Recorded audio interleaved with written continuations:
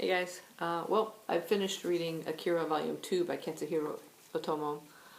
We finally find out who or what Akira is. And Tetsuo, this guy here, is causing all sorts of trouble. He's developed these psychic abilities that's given him massive amounts of power. They're wondering if he's as strong and powerful as Akira is. But we, haven't seen them battle head on or anything like that. So anyway, it was so good. It was really, really good. I liked it so much. I moved immediately on to Volume 3, which I also have just finished a few moments ago. This one, I didn't like this volume quite as much. It's a lot of people running around with Akira. One group steals him away, runs off, and then another group captures him and runs off, and it's like he's just being bounced around from one group to another, and it starts to get a little confusing as to who's on whose side. But oh my gosh, the ending of it. I can't wait to pick up Volume 4. I gotta go back to work and grab it as soon as I can. But I am super enjoying this series. This is really good. The artwork is fantastic too, and it's just amazing. Amazing story. Can't wait to see how it all where it's all gonna go, basically. But yeah, Akira is amazing. So just about ready to head off to work. We have some lovely weather here. Yesterday people were walking around in shorts and t-shirts. It was so warm and absolutely beautiful and sunny. And from what I've heard in weather reports, tomorrow we may get 8 inches of snow. Oh yay. Off to work.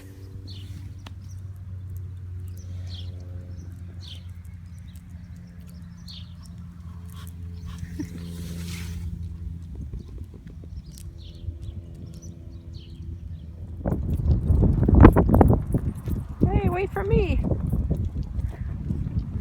Thank you. I know you didn't hear that since you were kind of deaf.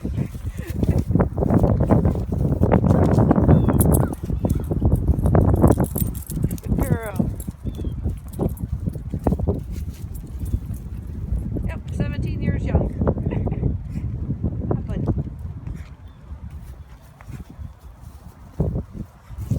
But it is super windy today.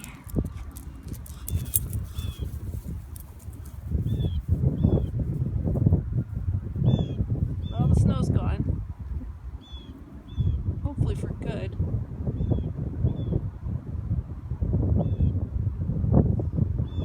Well, I managed to finally finish off the Akira manga series, all 6 volumes of this. These are ones I borrowed from work. So this is volume 4, and there we have Akira right on the cover.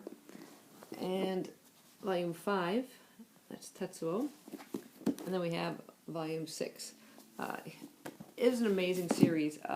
Basically, it's about sort of a kind of a government experiment on these children sometime back in the past. They gave them like psychic and telekinetic and other extreme powers, and one child rose above all the others, Akira, and his power kind of got out of control, and some kind of event took place, some kind of explosion or bomb that ends up triggering like World War III, and results in the near destruction of Tokyo. So as the story opens up, we're in Neo Tokyo. It's kind of been rebuilt for the most part. There's still areas that are been devastated or blocked off for like where the main event had taken place. And we meet up with Canada and his motorcycle gang, including Tetsuo and several others. And they're just racing around Tokyo, outracing each other. There's other motorcycle gangs. They basically all cause kind of havoc and, just being a general nuisance to the public and everything, and going where they're not supposed to. And during one race, Tetsuo is kind of trying to beat Canada all the time. And as he's going down the road, he suddenly sees this boy in the road, and he tries to steer out of the way and ends up crashing. And this boy is odd. He's kind of actually looks like an old man, but he's actually a young boy. And then he just kind of vanishes. And something happens during, because of the accident, it triggers something in Tetsuo where he starts to develop these same kind of abilities that end up spiraling somewhat out of control. At the end, well, I should say within the series too, it's named after Akira, who is supposedly like the most powerful of all these children, and he's been locked away. He actually doesn't even make an appearance in this manga series until like the 3rd volume. And things get a little crazy, and at the end of volume 3, where another major event takes place, and kind of rising up from the ashes, the beginning of this is Akira, kind of the king of this now rebuilt greater Tokyo Empire, and his second in command is Tetsuo, who is developing powers exponentially to the point where he can barely control them. We have a lot of different groups kind of coming in and out. They all have their own somewhat storyline. There are the other children that were part of this experiment. They all have numbers. Lady Miyako, I'm pronouncing that correctly now, she was kind of one of the first ones. She seems very aware of a lot of things that are happening around her. She can link up with the other children, and they know that they have to do something to contain Akira. And Tetsuo will play a very big part of that. There's also American forces that are coming in and invading, and people that want to kind of take over Akira. What I noticed in Volume 3 was a lot of people just yanking him back and forth. That was probably one of my least favorite ones up until the very end of that volume, out of the whole of the series, just because it just seemed like a lot of running around. You know, he's yanked this way, yanked that way, this group gets him, that group gets him. The artwork in this is just phenomenal, and what it leads to, it really shows how absolute power can corrupt absolutely, and get beyond people's control. This is all illustrated and written by Katsuhiro Otomo, and there is, of course, a animated movie based on it, which I still have yet to see, but I would love to, because just seeing some of these color panels in the beginning and the details, I can imagine what the anime must look like.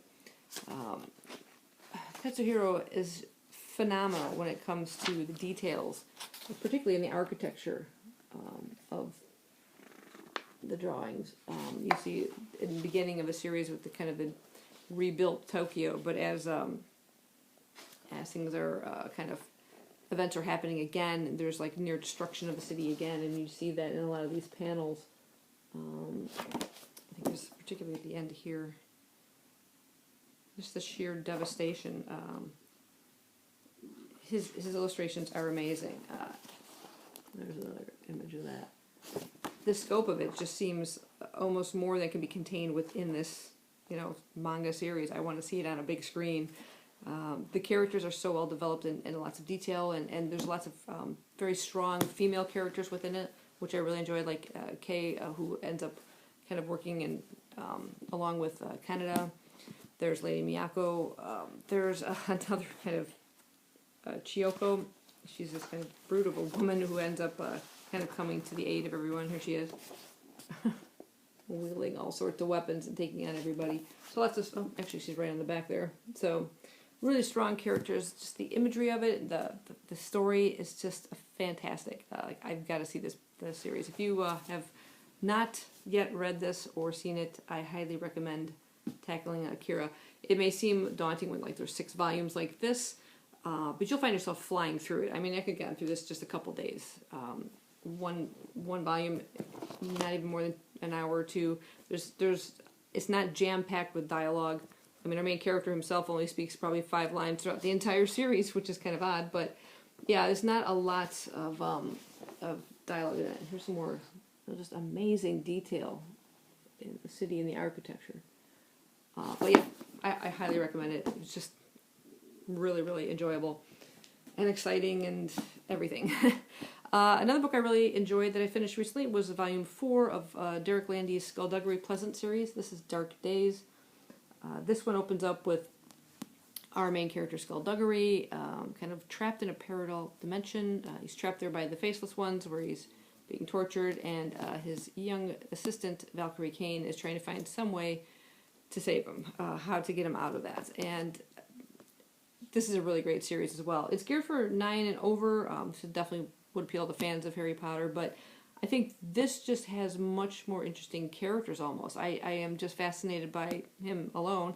And Valkyrie Kane, we're finding more and more interesting things about her, things that she doesn't even know yet about herself and about the powers that she is developing. You have magic within this, and really, again, strong female characters, which I enjoyed as well.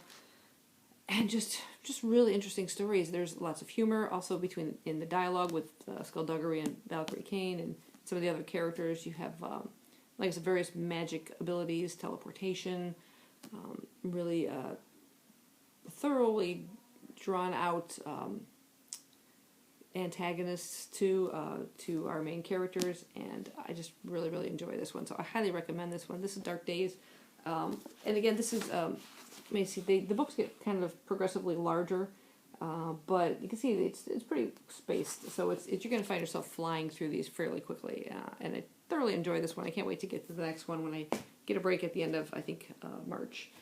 Moving on after that, I was listening to Michael Crichton's Andromeda Evolution, and I had mentioned in a previous, I think, Friday reads that it is a bit dry. It's a lot of scientific stuff and, reading reports kind of stuff, and I found myself it was dragging a bit, so I needed something else, another audiobook, and I tried one and passed on that one. I ended up getting a copy of Call Me By Your Name by Andre Ackerman through the library.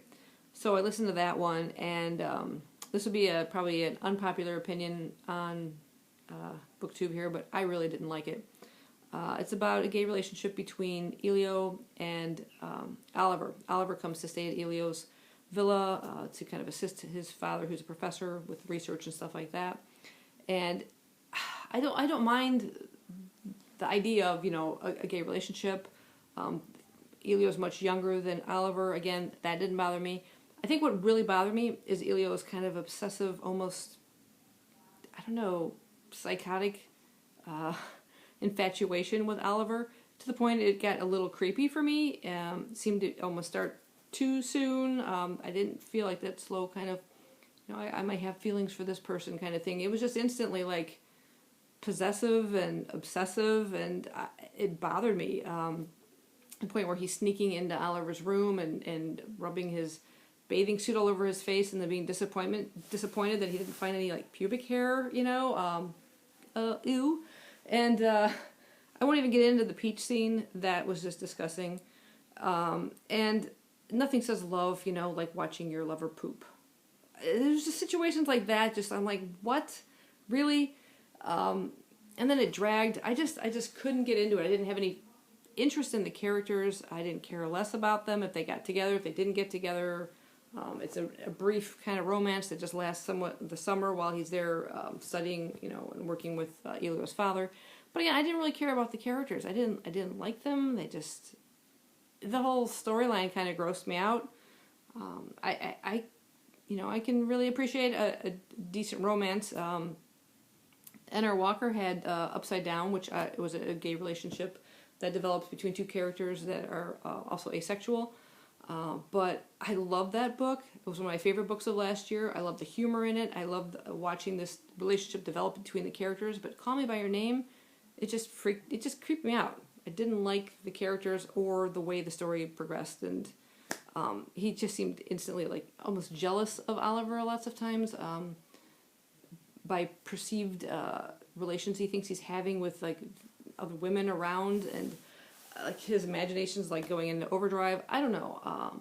It was too obsessive, too borderline psychotic of a relationship developed that I just didn't like it. So, unpopular opinion here, but yeah, that totally turned me off. I have no desire to see the movie nor read the sequel. I barely got through it.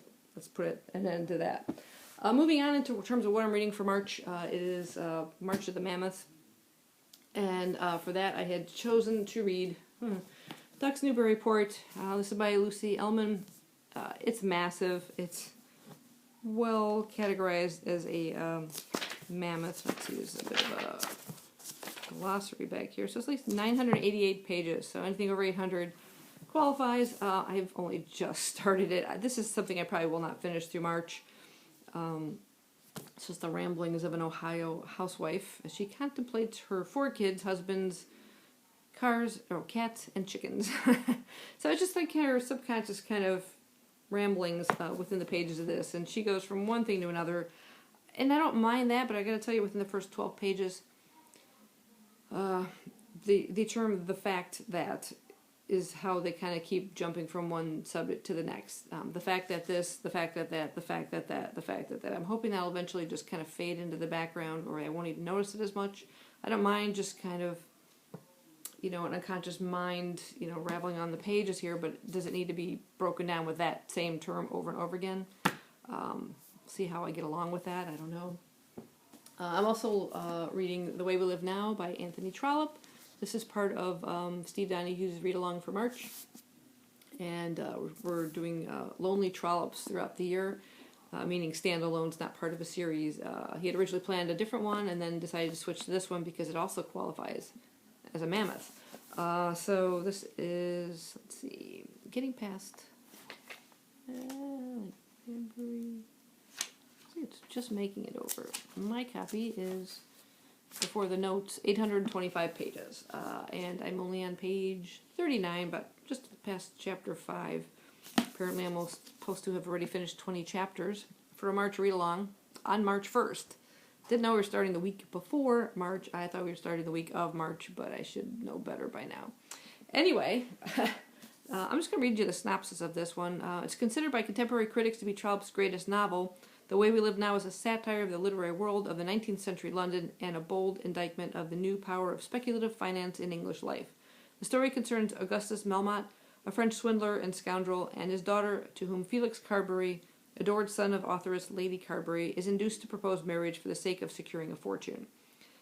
Trollope's portrait of Lady Carberry, impetuous, unprincipled, and unswervingly devoted to her own self-promotion, is one of his finest satirical achievements.